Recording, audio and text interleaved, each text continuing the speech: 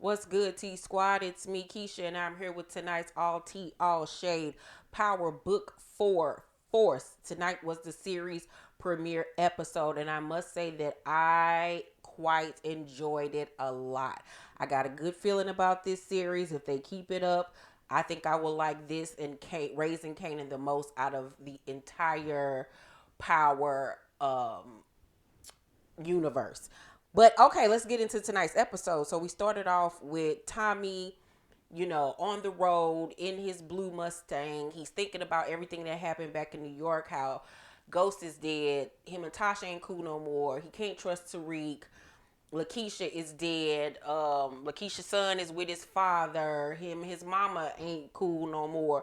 Like, he is just going through it and he is just raging out and he almost crashes his car, but he's able to stop in time and he stops right at the exit sign or sign heading towards Chicago. So he decides to make the detour and to stop in Chicago. And that's how we start off this series. So while he's driving in Chicago, because he's finally made it there, he gets a call from his connect out in Cali named Rodolfo. And dude is like, where are you at? Like, you supposed to been here. Like, what is taking you so long? And Tommy was like, I'm on Route 66 right now. I'll be there when I get there or whatever. Everything gonna be good. So Tommy then stops in front of this house in Chicago, and this Mexican dude or Latino dude gets on him for parking in his spot. He was like, you parking in my spot, you gonna have to give me a fee, this, that, and the third. And Tommy like, nigga, who the fuck is you talking to? Like, do you know who the fuck I am, pussy? So he get out the car. Dude try to pull a little pocket knife on him, and Tommy basically laugh at that nigga like, are you fucking kidding me, girl? Like, what? And Tommy shows his gun, and dude was like, oh, shit. Tommy smacked that nigga in his motherfucking head so goddamn fast. Like, get the fuck on somewhere. So he was like, you know where the lady that used to live in this house is buried? And dude was like, she ain't buried. She at this old folks home. So Tommy looking like, the fuck? So then we see him go visit the old folks home, and he sees the woman that is his grandmother. So he realizes that Kate, his mama, lied to him about his grandmother being dead. You know, Kate ass cannot be trusted for shit. So then we get to see another castmate on the show by the name of Diamond, who is in jail cutting his last head. He's about to go home. And I guess this was one of like the COs or something that worked at the jail was like, I don't ever want to see you here again. Like, good luck. Don't you ever bring your ass back here again. And he was like, see you too, old man, or whatever. So, when he returns to his cell, everybody kind of looking at him because motherfuckers really be hating on you when you get to go home because they jealous because they can't go home.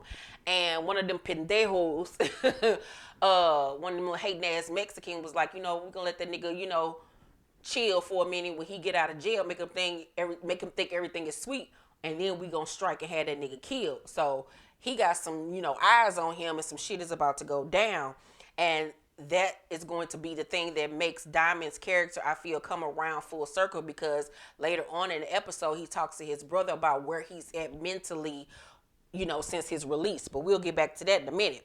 So then we see Tommy stopping at this bar and he is introduced to the lovely Gloria, who will be his love interest this season. Beautiful actress. If you have not seen my character breakdown video, make sure you check it out after you finish watching this review, where I break down each character and what their storylines will be this season. So he meets Gloria, who is beautiful, drop dead gorgeous. They have instant chemistry. They're flirting with each other. He smells her cooking in the kitchen and everything. And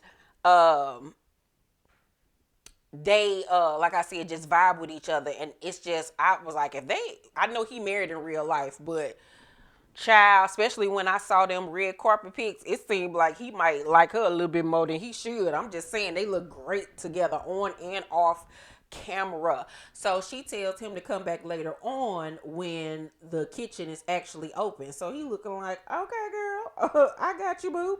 So then we see Diamond getting released from jail, and the CO was like, yo, these shoes can go on StockX. I'll buy them for you right now for $150. He was like, dude, I know them Costs way more than 150. I don't know what StockX is, but nah, you tripping. So then the CO actually was like, we got a gift for you. And he gives him a barber set. And Diamond is just like, kind of like overwhelmed by it because you could tell he made a really good impact on the correctional officers. So he was like, you can have the shoes or whatever, and he leaves. And I really like that because it's different. Because, most times on these types of shows, we see that the correctional officers be hating and just be mean and this, that, and the third. So I really like that they switched it up with that storyline. So then we see him released from jail. He's walking out and he sees his brother, Jannard. And the actor that plays Jannard, we have seen him in so many things. So it's really good to see him finally being a series regular on a show. And I watched his interview on This Is 50 where he talked about, being so happy to finally be a series regular on a show because he's never, had that opportunity before, which was really, really dope. And he's from Chicago. The guy that plays Diamond is actually from my home state. I mean, it's my home city, St. Louis or whatever. So that was really dope. So they hug it out or whatever. He's so happy to see his brother, just so happy to be out of jail. But things is different for Diamond because he's been in for 15 years. So the world ain't how it was when he left. So Vic pulls up, who is also a main character on the show. His name is Vic Flynn, and he's from the notorious Flynn family, which is an Irish mob. Him and his uncle Paulie pull up to Gloria's bar, and Tommy is parked out front smoking a cigarette in his parking space. And he like, you need to move your car. And Tommy was like, what is up with these Chicago people telling me to move my car? He like, I ain't moving shit. So dude was like, I ain't got time for this shit. So he ended up getting out the car. And one of the other workers that work for the Flynn family by the name of Simon hop out. Simon is a hothead doing way too much. Uncle Paulie in the back like, Simon, go do your motherfucking job and mind your goddamn business. Vic can handle this. So they both get out the car, whatever, trying to, run up on Tommy. But Uncle Paulie, like I said, squashes the whole situation. So then we switch to meeting actual Walter Flynn, played by Tommy Flanagan, who is from the show Sons of Anarchy, I believe. Phenomenal actor, actually Irish in real life. He just looks gangster. Like everything about him just looked menacing. So happy to see that they got him playing the main dude. Not the main dude, but that dude on the show. So we see him walking into his office, returning home to find his daughter Claude sitting in his chair in his office, and he looking like, oh, you real comfortable there. Hold on, baby girl. So she all nervous, like, I'm just going over the books, this, that, and the third. And so she begging her daddy, like, let me help with the business, because Vic, her brother, ain't built for this. She's like, I'm the smart one, basically, like, let me in. But in the mob life, women aren't allowed in their lifestyle. They're just there to basically, hold the family down, maybe handle the books, and that's what she does. He was like, your job is to keep us legitimate and to look after me. You look at these hands. He literally grabs her by the hands, like, what you think these little tiny hands gonna do? You gonna beat somebody up with these hands? Like, girl, get somewhere and sit down. Let us handle this. But of course, she don't like that because she want to get her hands dirty. She trying to get in their life. And I'm really happy that they're doing a storyline like this, because women, like I said, in that lifestyle are forbidden to like really get into it. And I like that she trying to get her hands dirty, but will she really be able to handle the lifestyle once she finally gets in it? And how will her father feel when he finds out that she's going in behind his back and getting into the life deeper than what she already is? So, and then you could see that it's some resentment there on her end because her father is choosing the male in the family over the right decision. So Uncle Paulie tells Tommy that, you shouldn't stick around after pissing off the Flynn family. Flynn family, you need to get out of Dodge, homeboy. But I like your style pretty much. But yeah, you done fucked up. So, Tommy loves any kind of problems. Like, he goes to it, not from it. So where was I at? Vic is inside the bar and he's picking up money from Gloria because in their character breakdown, the Flynn family wants her bar. So I guess since she's not willing to give up her bar, they're making her pay them. You know how the mobsters do. They come in wreaking havoc, telling you got to pay them a monthly fee or whatever. We gonna kill you, this, that, and the third. But the gag is Vic and Gloria have history. They've been messing with each other on and off. He wants to be with her, but she on some, as long as you working for your daddy and he pulling the purse strings, I can't fuck with you. And so he was like, just give me time. I'm gonna tell him. Just let me know that I ain't too late or whatever. She was like, I can't tell you that. So basically, the father does not know that he's fucking this black girl. That's really what it's about. You fucking this black girl who we are basically extorting for money. Like, this ain't gonna really work out too well. Especially when Vic finds out that there is something going on between Tommy and Gloria. So I'm like, ooh, this is a triangle right here. But like I said in my character breakdown video, the only thing I don't like about this storyline is that Vic's character breakdown and his character traits remind me a little bit too much of Kane, where his character is going to be jealous of Tommy, jealous of Tommy's relationship with his father. Once the story, once the series really picks up, he's going to be jealous of Tommy and Walter's relationship and want to get Tommy out of the way, which is very a la Kane and Tariq. And that's the only thing about the Power Universe that I don't like, is that they recycle storylines. Other than that, I'm really digging, where this show is headed. One thing that I will say about the actress that plays Gloria, her accent slipped out a few times. She's actually British. And if you paid attention to her dialogue, you kind of hear her accent peek out a little bit here and there. So she needs to work on that a little bit more. But I love her. She's gorgeous. So Vic tells Simon not to get drunk because they got to drop that night, and to keep his eye on Gloria to make sure that nobody fuck with her. So when he goes outside, he sees Tommy still there, and he looking like, oh, you want to tussle? You want to get down? And Uncle Paulie was like, that ain't what you want. I'm telling y'all, chill.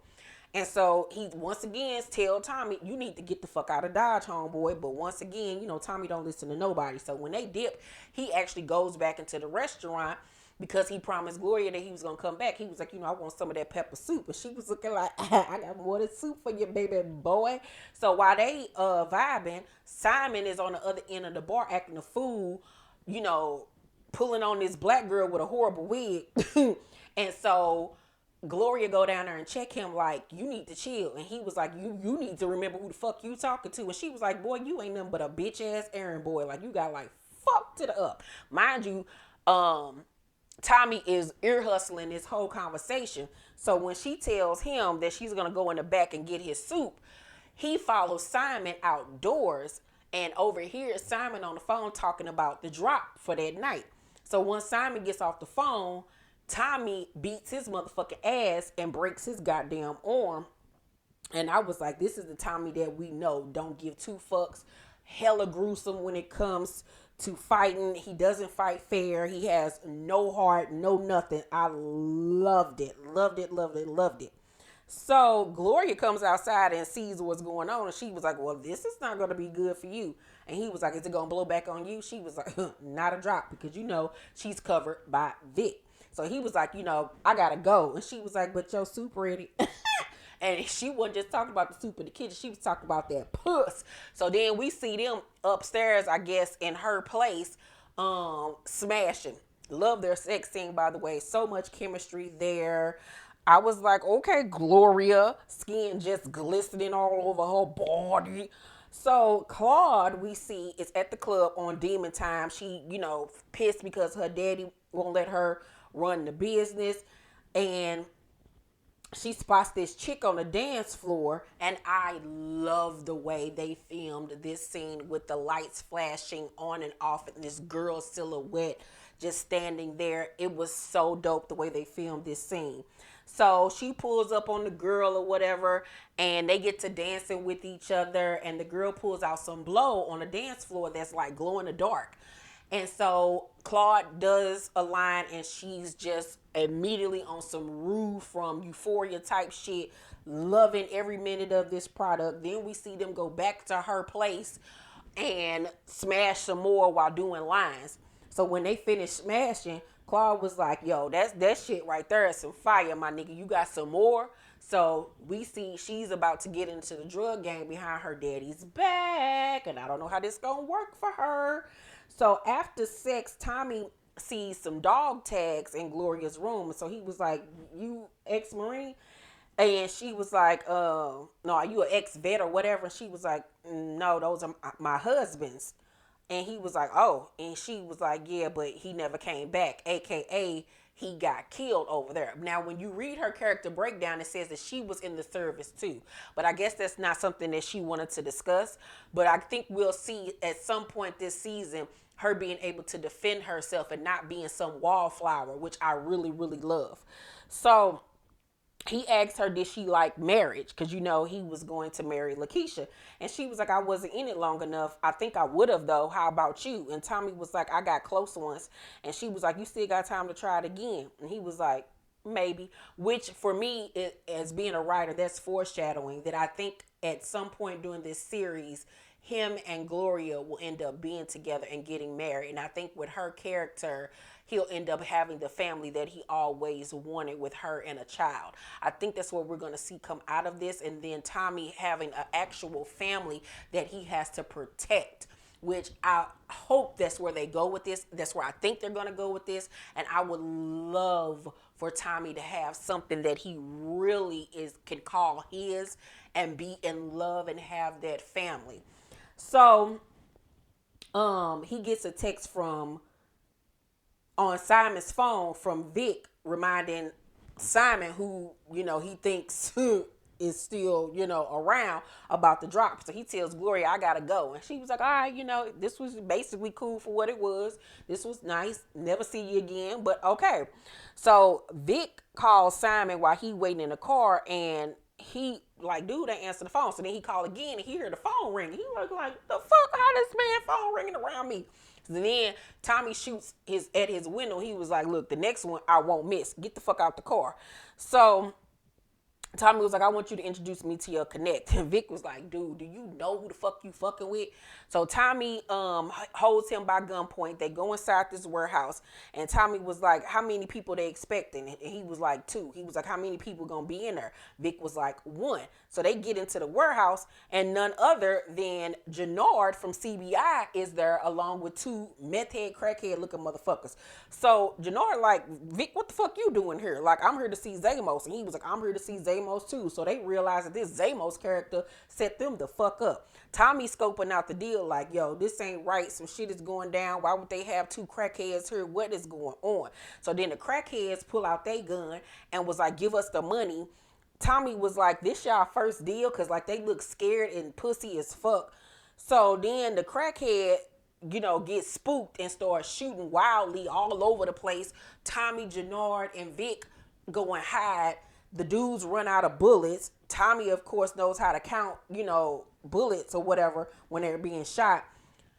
Jannard goes to pull out his gun and shoot, but his gun jams. Rookie mistake. Tommy then gets up on some superhero type shit and go and kill one of the dudes, and then the other one, he shoots him but lets him go. So Jannard asks, you're like, who is this nigga? Like, who is this white boy? He asks Vic that, and he was like, shit, I don't know, he ain't with me. So him and Vic hold Tommy at gunpoint, but Tommy was like, they didn't make, Jannard and Vic then make the decision to split the drugs, you know, down the middle. But Tommy was like, nah, I saved y'all life. I want a fee. So Vic then hands him a roll of money. Of course, Tommy takes the money, but he takes the drugs as well. I was like, see, that's a G right there. He came in and robbed both of you niggas by his motherfucking self. I'm like, that's why we fuck with Tommy hard. So Vic looks at Jannard and was like, oh, yo, he is fucking dead. Because he done made him look like a fool several times. So then we see the next day Diamond sleep on the floor in his badass crib, but you know, he's not used to being out in, you know, the real world again. So he just used to this jail life that he ain't even comfortable sleeping in the bed yet. And I thought that was so realistic for them to show that. So then we see him and Jannard taking a walk through the neighborhood and, you know, realizing that shit ain't the way it used to be. So Vic tells Jannard to run it by him again what happened the night before with this drug shit.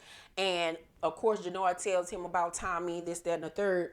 And Diamond was like, all right, we're going to find this Tommy dude. So I love the relationship so far between Jannard and Diamond. I like the two actors' chemistry. Love it.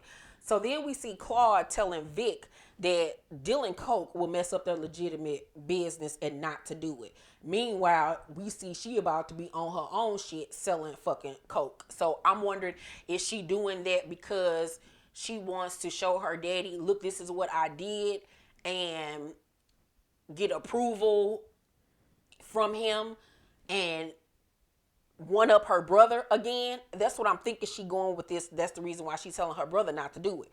So Claude was like, I don't want to worry about you. And Vic was like, you don't have to. On mama, you don't. So that's when we realized that their mother is dead. So I wonder at some point we're going to see Tommy Flanagan get a new love interest and the kids be pissed. I would do it if I was the writer. So we then switch to Tommy in the car Googling Walter Flynn, and then he Googles CBI and sees that Diamond, who used to be the leader of CBI, was sentenced to 15 years in prison. He then gets another phone call from Rodolfo, but he does not answer.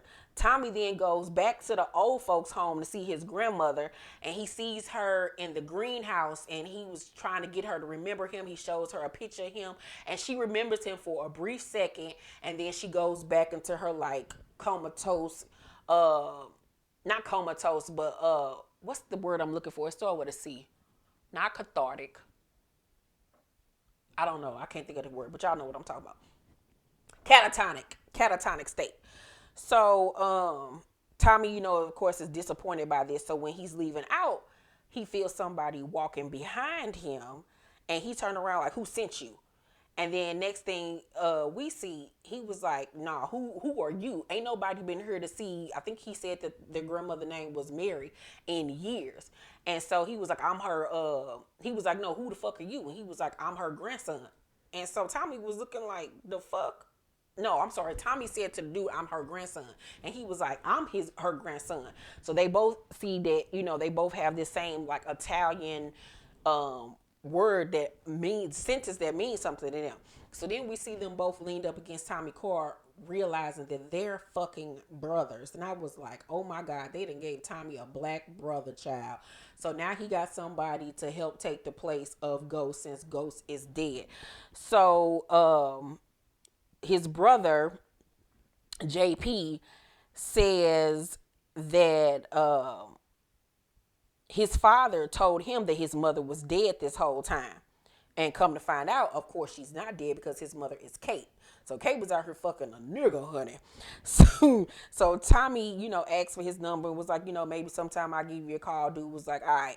So he was like, so basically, I got a brother. The mother that I thought was dead is actually alive. And Tommy was like, well, she dead to me, sis. Like, you don't want that type of problem in your life because mama ain't shit, which we see now. I like this aspect though because, like I said in the character breakdown video, JP's character owns a jazz club. He's a musician, so we'll get to see that aspect of him at some point during this season. And like I said, the foreshadowing with Gloria and Tommy, and like I said, having a family will come into play with not only Gloria but with his brother JP, because now he has an actual family. Maybe he has nieces and nephews and stuff that he didn't even know about. Like, so now he'll have people that he actually will love and have to protect. So Jannard takes Diamond to their old barbershop that they used to rent, and Diamond is just so happy to be back. He was like, things look good, like, thanks for keeping the name. He was like, I'm keeping it, being named Chicago Brothers Incorporated. Like, he is just in his element. He's just so happy and elated, and Jannard is happy for him, so much so that he tells him that we're no longer tenants, we actually own the building. And he was like, you own this? And he was like, no, you own this. And he gives Diamond the keys to the shop, and Diamond is just like, oh my God, like, wow, like, oh my God, I got something to call my own. So he sits down in his barber chair and was like, I just want you to let you know that I've changed. I'm not the same dude that I was 15 years ago, and I'm no longer killing people. Jannard don't want to hear this. He looking like, girl, you could be all on that Nam Yo Ho Renge Kyo type shit all you want to. You could think you the next Malcolm X.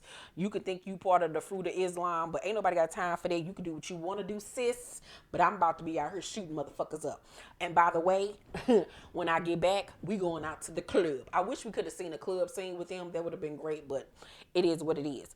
So this is going to be a state of contention between these two brothers because one wants out and wants to have a regular life, and the other one, is in the life. And like I said, when I did the character breakdown video, we find out that Jannard's character actually was on his way to college when Diamond was locked up. So instead of going off to college, he deferred and stayed back to run CBI. So his whole life was changed, once his brother went to jail. So we gonna really see what's going on with that whole situation as the series continues. So then we go to Tommy at a sit-go. And if you are from the Midwest, you have a sit-go. We have sit-go stations here in St. Louis, which was just so dope for me to see a sit-go gas station. And he's filling up his tank, and he pulls out his brother's phone number and he throws it away. But as he goes to walk away, he realizes he just can't throw this number away. Like, this is family, this is his brother, and it pulls at his heartstrings. So he goes back and gets the number. He hates himself for it because he wants to not care, but he's already starting to care. So then we see a dude named Seamus walk into the shop on some, I want my haircut type shit. But Diamond was like, we not open yet. When we open, you can come back. Dude, take a seat anyway. Asking, do he own the place? Who are you? I ain't never seen you in here. And so Diamond looking at him like, nigga, who the fuck are you? But he keep it cool or whatever. So when the dude sit down and go to answer his phone, Diamond goes to take one of the blades out of his barber kit because he about to cut this motherfucker up. Like, I don't know who the fuck you are. But when dude named Seamus pulls up his shirt to answer his phone, he sees that he's a cop. So he looking like, oh shit, like, whew. But it's something up with this cop because he looking at him like, why the fuck are you checking for me? So then when Seamus goes to leave, he was like, welcome back, Diamond. Now, I don't know if he going to be a bad cop where he going to be, trying to get money out of them, or is he actually looking at him to see if he's going to fuck up and be there when he does. We'll see more about what's going to happen with this Seamus character. All I know is I hate his name, but great actor.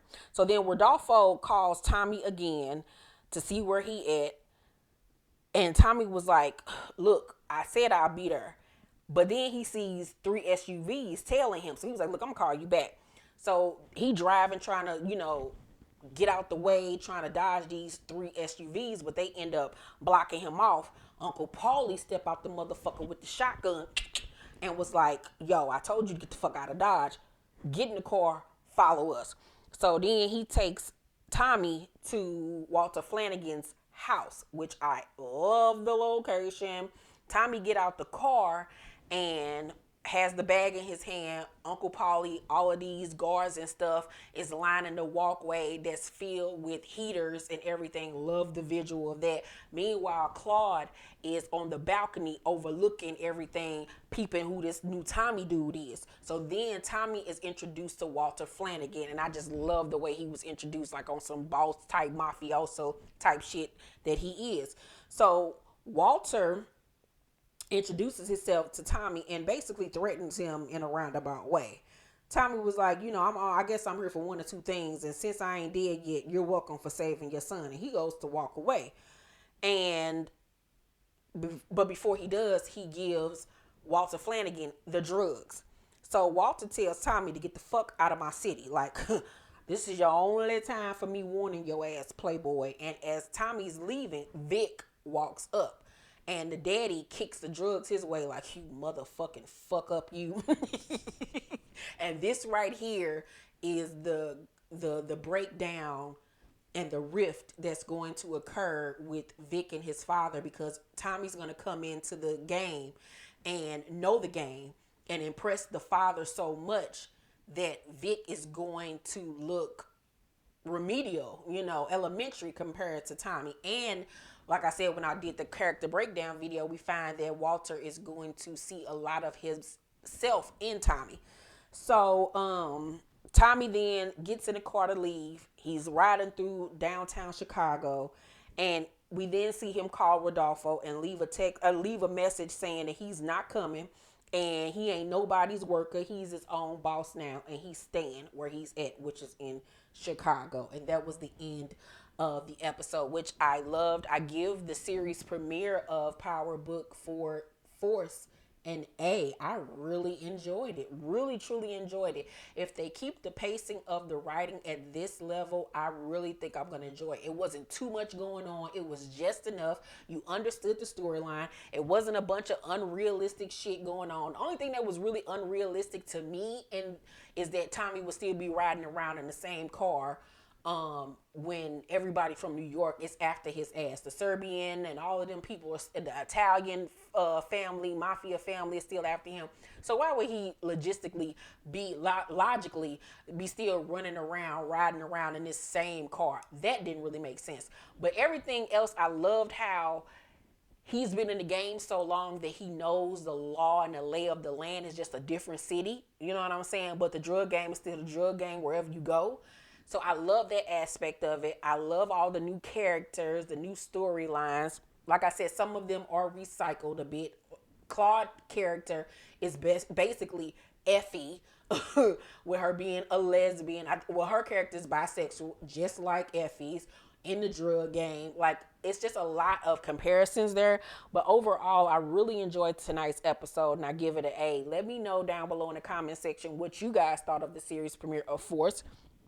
I want to tell you guys that this February 10th on Scotty by Nature's channel, I did an interview with him and Jabbar on The Prelude that you would not want to miss. We discussed my movie, reality television, so much stuff. So make sure you guys check out that interview. And if you are a YouTuber or want to get into YouTube, make sure you guys log in to TubeBuddy. I have the link down below in the description box. TubeBuddy is a program that helps you with your analytics, with knowing what best days and what best time it is for you to drop a video. It helps you with so much stuff. It has helped me tremendously over the last few weeks to grow my channel. Y'all know I do not promote anything on my channel unless I believe in it, and I know that it's a tool that's really going to help you, and it's free. It's free. You can pay for higher tiers, but with the tier I'm on that is free, it has helped me so much. So go down below in the description box and click on the link and sign up for TubeBuddy right now. I'm telling you, it's going to change your life. And also, if you follow my community page here on YouTube, I have been dropping links to a lot of the outfits and stuff that you guys saw me posting. So make sure you guys stay tuned to my community page. Every day I'll be dropping links to outfits and things that you've seen me wear, and links to anything that you've seen me wear in my haul video. So make sure you're following that as well. I love you guys. Thank you for tuning in, and make sure to thumbs up this video, like and subscribe, and hit that notification bell button. I love you, and I will see you on the next video. Bye.